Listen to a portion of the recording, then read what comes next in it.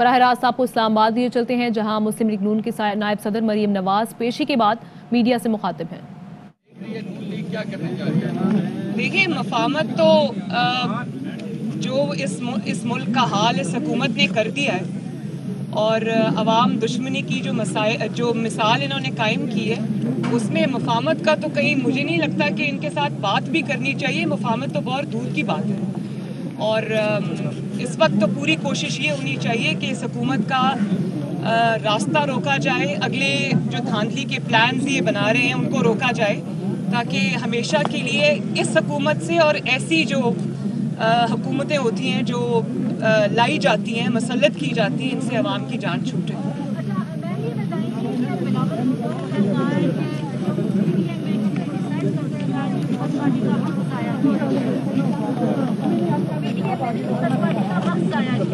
اچھا، تو جو بھی ایونٹس انفولڈ ہوئے ہیں، جو ہوا تھا وہ پوری قوم کے سامنے ہے۔ کس نے کس کا وقت ضائع کیا، کس نے کیا کیا، وہ پوری قوم کے سامنے، مجھے اس کو دہرانے کی ضرورت نہیں ہے۔ جی، قومی حکومت کے حوالے سے شہباز شریف صاحب نے جو تجویز دی ہے، کیا آپ اس سے اتفاق کرتی ہیں؟ میرا پرسنل خیال ہے، میں نے دیکھی نہیں ان کی، لیکن آئی پرسنلی تھنک کہ انہوں نے قومی حکومت کی بات نہیں کی، انہوں نے نیشنل کنسنسس کی بات کی تھی، ایک نیشنل جو ریکنسیلیشن کی شاید انہوں نے بات کی تھی۔ قومی حکومت کی میرا خیال ہے شاید نہیں کی انہوں نے بات۔ میرے بھی پرسنل خیال میں کہ اس وقت ملک جتنا ڈیوائیڈڈ ہے اور جتنا اس ملک کو اس وقت نیشنل ریکنسیلیشن کی ضرورت ہے، بارنگ دس گورنمنٹ، یہ جو حکومت ہے اس کو باہر رکھیں، اور باقی جو پارٹیز ہیں ان کو اکٹھے ہو کر سوچنا چاہیے کہ اس ملک کو آگے کیسے لے کے جانا ہے۔ 3 سالہ کارکردگی پہ کیا کہیں گی آپ؟ جو گورنمنٹ نے 3 سالہ کارکردگی کے حوالے سے بات کی، آپ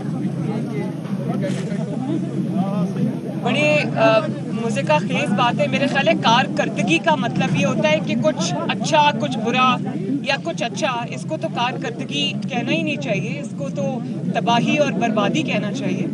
پاکستان کی 73 سال کی تاریخ میں نہ کبھی اتنی نااہل گورنمنٹ آئی ہے، نہ کبھی اتنی نالائق گورنمنٹ آئی ہے، اور نہ کبھی اتنی بے حس گورنمنٹ آئی ہے کہ مجھے بتائیں 3.5 سال میں 3 سال میں کبھی کسی نے ایک دفعہ بھی یہ خبر سنی کہ آٹا سستا ہو گیا ہے، چینی سستی ہو گئی ہے، پیٹرول سستا ہو گیا ہے، یا ڈیزل سستا ہو گیا ہے، یا بجلی کے بل جو ہے وہ کم ہو گئے ہیں، یا کوئی بہتری آئی ہے؟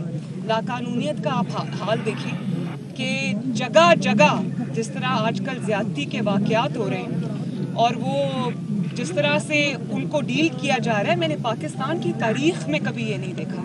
اور بے حسی دیکھیں کہ نہ مہنگائی کی پرواہ ہے، نہ لاقانونیت کی پرواہ ہے، نہ اپنی پرفارمنس کی پرواہ ہے 2-3 چیزوں کی، کہ اپوزیشن کو کس طرح سے تنگ کرنا ہے، میڈیا کو کس طرح سے خاموش کرنا ہے، اور اگلی دھاندلی کی پلاننگ کس طرح کرنی ہے، اور کسی چیز پہ نہیں ہے۔ تو اس کو پرفارمنس کہنا یا اس کو کارکردگی کہنا زیادتی ہے۔ جو میڈیا ریگولیٹری بل آ رہا ہے حکومت کی طرف سے، تو نون لیگ اس حوالے سے اس کی کیا حکمت عملی ہے؟ حال ہی میں ایک اجلاس بھی ہوا ہے جس میں اس کو ڈسکس کیا گیا۔ بڑی مجھے تو حیرانگی ہوتی ہے کہ میڈیا کو ریگولیٹ کرنا ہے، اس کے لیے ان کی زبان بندی کرنی ہے، لیکن اپنی حرکتیں درست نہیں کرنی، کہ ڈر صرف ان لوگوں سے ہیں جو سچ بولتے ہیں۔ اور یہ جو 3 سال سے آپ لوگوں کے ساتھ متی اللہ جان صاحب، آپ اس کے پرائم اگزامپل ہیں، آپ کے ساتھ حامد میر صاحب کے ساتھ، ان کے جو بھائی ہیں کیا نام ہے ان کا، عامر میر صاحب، اس کے علاوہ جو دیگر جرنلسٹ کے ساتھ، جو راتوں رات اسد طور کے ساتھ، ابصار عالم صاحب کے ساتھ جس طرح راتوں رات گھروں سے اٹھا لیا جاتا ہے، گولیاں مار دی جاتی ہیں، نوکریوں سے نکلوا دیا جاتا ہے، سچ بولنے کی پاداش میں ان کو چینل سے فارغ کر دیا جاتا ہے، وہ یوٹیوب پہ اپنے پروگرامز کرنے پہ مجبور ہیں۔ تو یہ جو ریگولیٹری بل آ رہا ہے، یہ آئی تھنک اسی کا تسلسل ہے، لیکن میڈیا کو خاموش کرانے سے یا ڈرانے سے، دھمکانے سے میرا نہیں خیال کہ کوئی فرق پڑے گا، کیونکہ جو آپ کی اتنی نالائکی، نااہلی کے جو ڈھیر لگے ہوئے ہیں، انبار لگے ہوئے ہیں، اس کو آپ نہیں چھپا سکتے۔ 22 کروڑ عوام کے خلاف کوئی بل لانا پڑے گا، کیونکہ سب گھروں میں یہی بات کریں، سب تنگ آئے ہوئے ہیں۔ تو میں یہ سمجھتی ہوں کہ یہ ڈریکونین قسم کی جو چیزیں ہیں، یہ اس لیے یہ کرتے ہیں کیونکہ ان کی کارکردگی کچھ نہیں ہے۔ تو میں اس کو بالکل کنڈیم کرتی ہوں، اور اس طرح کی جو چیزیں یہ نہیں ہونی چاہیے۔ بار بار اشارہ کر رہے ہیں کہ کون؟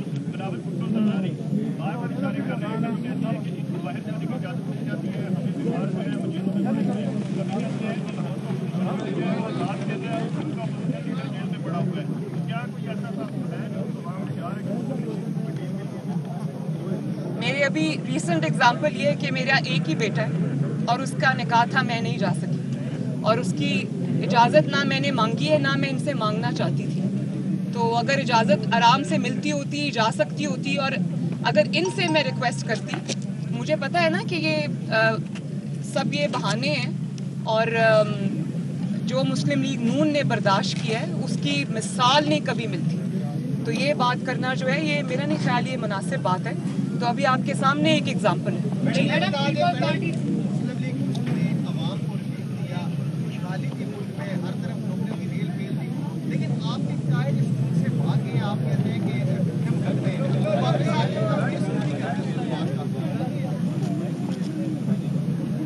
جو 3 سال جس قسم کے مقدمات کا، جس قسم کے سیاسی انتقام کا محمد نواز شریف صاحب سامنا کر کے گئے ہیں، سزائیں جھوٹی بھگت کے گئے ہیں.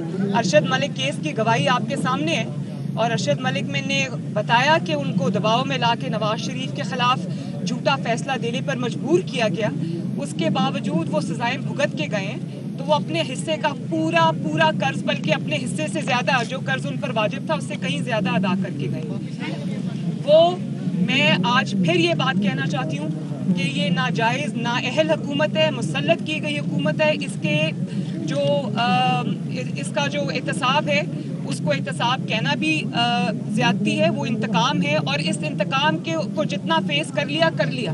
اب اس انتقام کے آگے پیش ہونا سب سے بڑی زیادتی ہے. ظلم کو سہنا بھی سب سے بڑی زیادتی ہے. جب میاں صاحب اور PMLN یہ سمجھے گی کہ میاں صاحب کو واپس آنا چاہیے، وہ بالکل آئیں گے اور اپنے ملک میں واپس آئیں گے. یہ ان کا ملک ہے.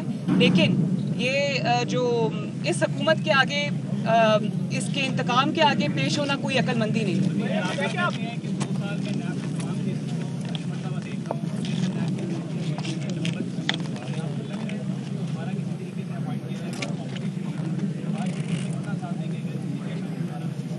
میں صرف یہ سمجھتی ہوں کہ بجائے اس کے کہ انہوں نے کوئی 3 سال میں کام کیا ہوتا اس حکومت میں، یا کوئی ایسا کارکردگی دکھائی ہوتی جس کے بیس پہ وہ اگلے الیکشن میں جانے کا سوچتے، تو ان کو آج یہ بات نہ کرنی پڑتی. اب ان کا پورا انحصار اگلے الیکشن کا اس بات پہ ہے کہ جن افراد سے ان کو خطرہ ہے، جو افراد ان کے راستے میں آ سکتے ہیں، ان کے جعلی مینڈیٹ کو اور ان کے جعلی جو ارادے ہیں ان کو ایکسپوز کر سکتے ہیں، تو ان کو راستے سے ہٹانا ہی اب ان کے پاس ایک آخری طریقہ کار رہ گیا ہے. لیکن میں آپ کو یہ بات بتا دوں کہ اب حالات 2017 اور 2018 جیسے نہیں ہیں. اب حالات بہت بدل گئے ہیں.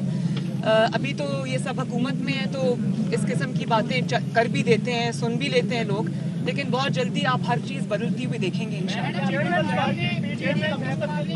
ایک منٹ یہ بات کر لیں، آپ نے کر لیا جی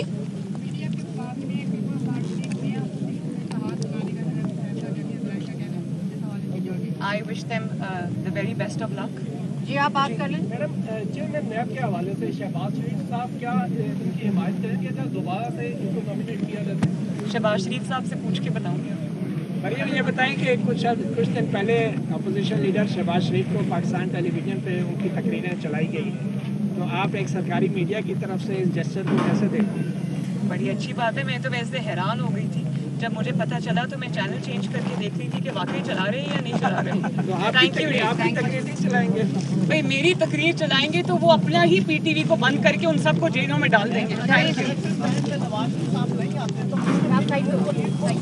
اگر مگر کا کوئی جواب نہیں ہے. انشاءاللہ تعالی میاں صاحب ضرور آئیں گے. وہ اپنی جماعت کو خود لیڈ کریں گے اور انشاءاللہ بہت جلدی ہوگا. پیپلز پارٹی سے پوچھ لیں آپ، میرے پاس تو اس بات کا کوئی مسلم لیگ نون کی نائب صدر Maryam Nawaz Sharif even field reference میں پیشی کے بعد اسلام آباد ہائی کورٹ کے باہر میڈیا سے بات کر رہی تھیں. ان کا حکومت پر تنقید کرتے ہوئے کہنا تھا کہ ان سے بات نہیں کرنی چاہیے، مفاہمت تو دور کی بات ہے.